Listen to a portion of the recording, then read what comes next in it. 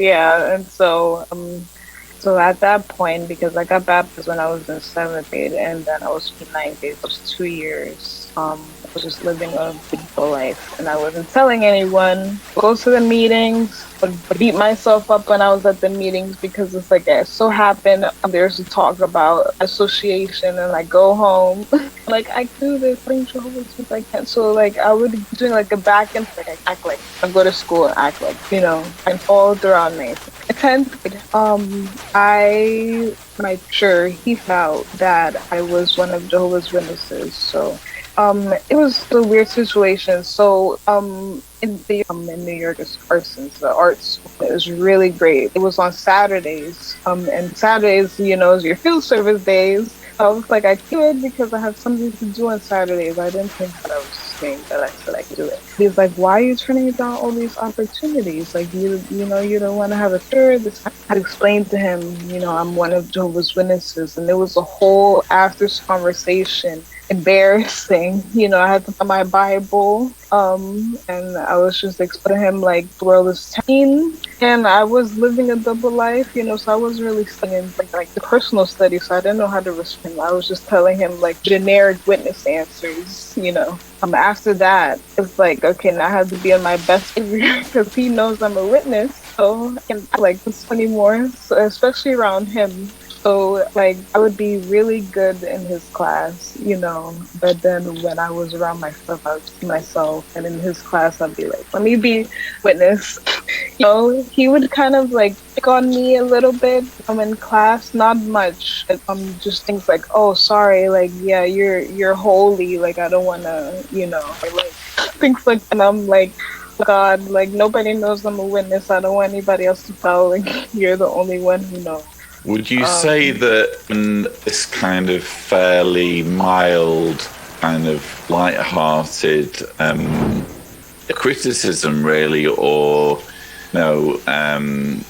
independent thinking, scrutiny of your beliefs by the teacher might have had the adverse effect of making you feel like you needed to double down on your beliefs more, even if it was only in his... Sometimes I like, especially when I was in school around him, I'm like, okay, at the hall, I'm beating myself, but then at school, I'm like, I don't care. But then around him, I'm like, I have to care, what's wrong with me? Like, he was kind of the person that was just making me realize that I was living this double life. And his presence, it just made me uncomfortable because I'm like, it's like I'm looking at him in the mirror in a way, like I'm seeing how bad I was, even though I wasn't bad or bad, it wasn't delinquent, but in witness ideals, I was bad. And I was like, okay, I have to just change. So that's why it was always a constant back and forth, always.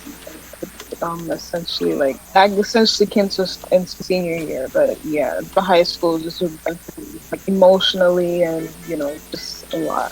So you turned down this opportunity, this other school, just because they had expectations of you regarding Saturdays, and of course Saturdays. I mean, I get what you're saying.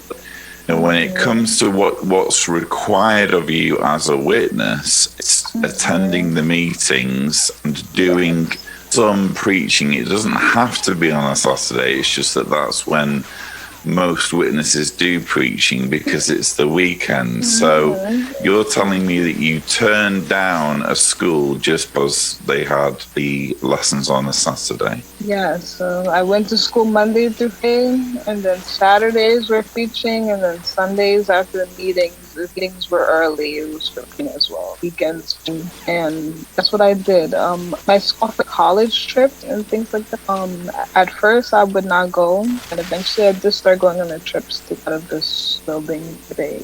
Sometimes like I would pay attention, like this seems like a nice school and this and that, but I never like seriously said I want to go to college. Because I'm a witness, I can do this. And it wasn't just him who was asking, my guidance counselor was asking this. I eventually started liking graphic design, but I didn't want to work in that. That was my passion. So it was just what would you say your passion was? Well, I had an English class at the end of 12th grade, so I took AP English 10th grade, 11th grade, then 12th grade. They put this extra English class on my schedule just to fill like a gap. So we would just like read stories, and analyze and watch it like that. We had a lot of free time in that class. So I would do research. I was really seriously about what I wanted to do. This was like midway through the year. And I went back to like my root. Like I used to love to write when I was in elementary school. I mean elementary, sorry, middle school.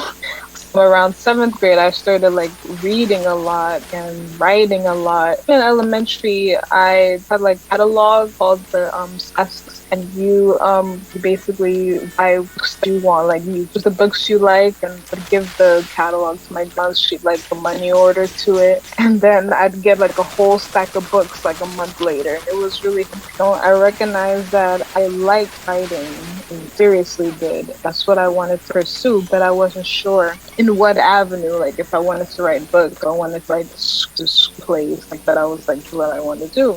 But I never told any witnesses. I told my teachers. My teachers were always encouraging that as well. But witnesses, one time, someone actually found out. They were like, "Oh yeah, you like to write? You know, write your field service or write your return visit." Things and doing some preaching. It doesn't have to be on a Saturday. It's just that that's when most witnesses do preaching because it's the weekend. So you're telling me that you turned down a school just because they had the lessons on a Saturday? Yeah, so I went to school Monday through Friday, and then Saturdays were teaching, and then Sundays after the things were early, it was teaching as well. Weekends teaching, and that's what I did. My school offered college trips and things like that. The catalog grandma, she'd like bring me order to it, and then I'd get like a whole stack of books